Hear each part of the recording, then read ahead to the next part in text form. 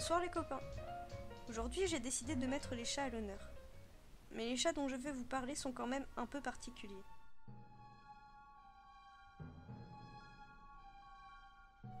Non, malgré la photo que j'ai mise et son nom, le chat d'argent n'est pas un chat en argent. En fait, cette créature serait apparue avec les superstitions tournant autour des chats, en particulier des chats noirs. Il s'agirait d'un chat noir que les gens, la plupart du temps pratiquant la sorcellerie, obtiendraient en échange de leur âme. Le minou a pour mission de partir tous les soirs et d'apporter la bonne fortune à son maître au matin. Il doit bien sûr recevoir une récompense tous les jours pour le travail qu'il aura fourni, et devra être très bien traité, sans quoi son maître pourrait amèrement le regretter. Le chat peut servir jusqu'à 9 mètres, et emporterait le dernier en enfer avec lui. Si vous voulez vous en procurer un, il y a 2 méthodes.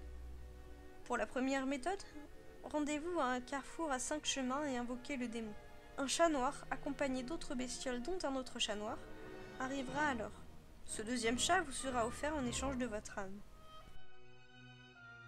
La deuxième méthode, allez attendre plusieurs nuits à la croisée de 4 chemins avec une poule morte pour attirer le chat.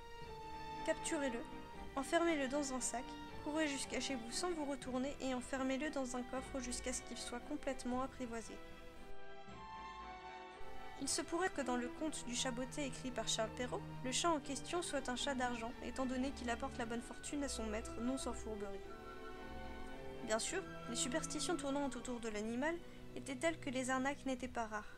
Certaines femmes, se faisant passer pour des sorcières, pouvaient vendre des chats noirs au plus offrant, les faisant passer pour des chats d'argent, et on les échangeait contre une petite fortune.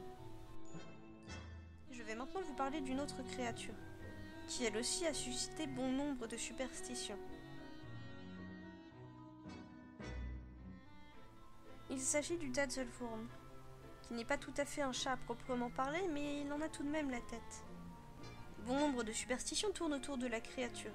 Elle nous viendrait des Alpes. Encore aujourd'hui, certains pensent que la bête aurait réellement existé, quand d'autres pensent le contraire, à cause des témoignages très hétérogènes et n'ayant trouvé aucune véritable preuve de son existence. Mais j'y reviendrai plus tard.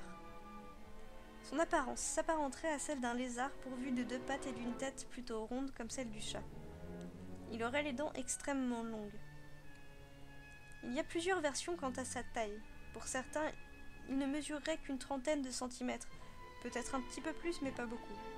Quand pour d'autres, il mesurerait au moins 15 mètres de long. Il serait pourvu d'écailles orange et noires. La bestiole serait agressive et venimeuse. Il serait capable de faire des bonds de plusieurs mètres.